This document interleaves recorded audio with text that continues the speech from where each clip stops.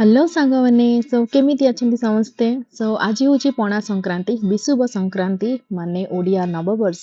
तो आज समस्त घरे चौरा पूजा हे पणा बनेबे एंड पणा भोग हम। तो आज सकाल सकाल मु भी लगिगली चौरा धोईकिना मुरुज पकईकी पणा बनईकिना बस मु मोर पूजा करने को स्टार्ट करदेली। आज सकाळे माटीर कलश नेइकिना सिक्कारे बाउंस देइकिना बांधी देइथिले हस्बैंड। तो एयार मुहूर्त रहुची कि जेमिति आजिठु बैशाख मास स्टार्ट हो गलानी माने सबु जगार एबे खरा ताती रहिबो माने गछपत्र जो सुखी जाती पानी पातेनी।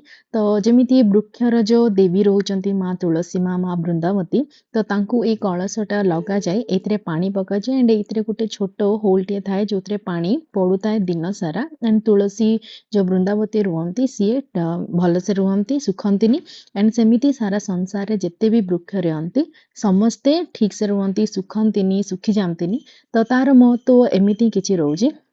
तो आज मु बढ़िया से एकदम पूजा पूजी करिकिना एंड पणार भोग देकी एंड आमर एपटे आज जमती पणा संक्रांति तो पणार भोग देकिना पूजा करंती एंड तापरे आपण देखि पारथबे एटा होचंती हमर कुलदेवी जो गच्छ यांको भी ये भी पूजा पाती सब दिन ही पूजा करू आमे।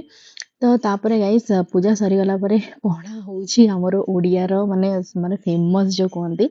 तो माने याकू पी सारिकिना जो शांति मिले तो ये जो पणा हमर ओडिया रे ओडिसा रे पूरा बैशाख मास पियंती एंड कहती कि एटा पीले देह भल रुए पेट ठंडा हुए।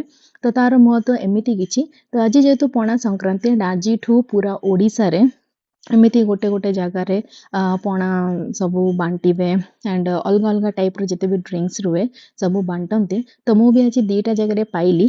तो रोचे सांग मैंने हैप्पी नववर्ष।